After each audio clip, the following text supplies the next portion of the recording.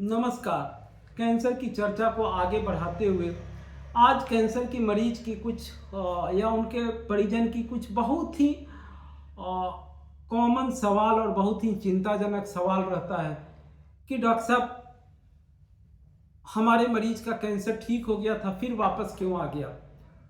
तो कैंसर के ट्रीटमेंट पूरे हिस्ट्री में ठीक हो जाने के बाद भी हर स्टेज वाइज एक चांस रहता है, एक परसेंटेज रहता है कि 3 से 5 साल के अंदर, कभी कभी उससे बाद में भी कैंसर वापस आ जाता है। अगर हम स्टेज वाइज बात करें तो पहली स्टेज में या दूसरी स्टेज में 10 से 15% लोगों की कैंसर वापस आता है।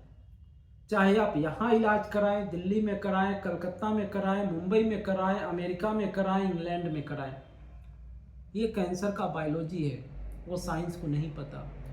तीसरी स्टेज में 40 से 60-70% लोगों का अलग अलग कैंसर में रहता है कि वापस आने का, किसी किसी कैंसर में ज़्यादा भी।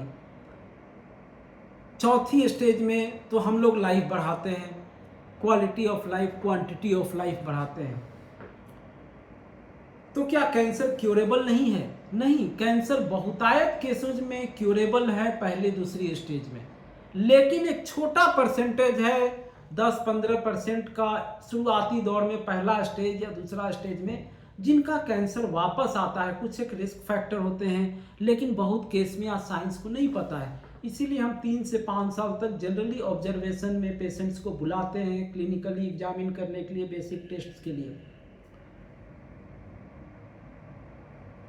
चौथी स्टेज में क्या कैंसर ठीक हो सकता है, ये भी सवाल रहता है। चौथी स्टेज में कैंसर ठीक नहीं हो सकता है मैक्सिमम केसेज में। आज के डेट में हम मैक्सिमम केसेज में बोलते हैं।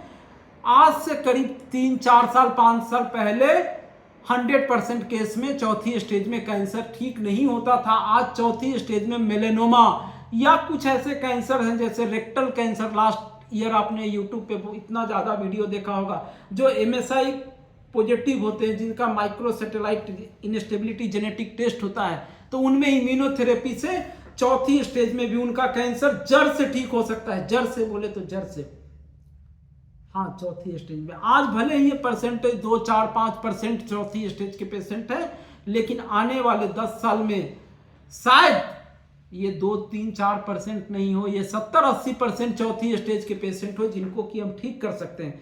क्योंकि आज से 7-8 साल पहले इम्यूनोथेरेपी की दवाइयां नहीं थी, 15 साल पहले टारगेटेड ट्रीटमेंट नहीं थी, 20 साल पहले कोई टारगेटेड ट्रीटमेंट नहीं था। चौथी स्टेज में हम आज से 20 साल पहले केमोथेरेपी से 5-6 महीने की जिंदगी देते थे, लेकिन 2008-9-10 से जब टारगेटेड ट्रीटमेंट इंडिया में भी आने लगा, प्रिसीजन ऑन्कोलॉजी से पूरे वर्ल्ड में जो टारगेटेड ट्रीटमेंट से 4th स्टेज के कैंसर का हम ट्रीट करने लगे, तो क्वालिटी और क्वांटिटी ऑफ लाइफ में बढ़ोतरी हुआ 4th स्टेज में भी।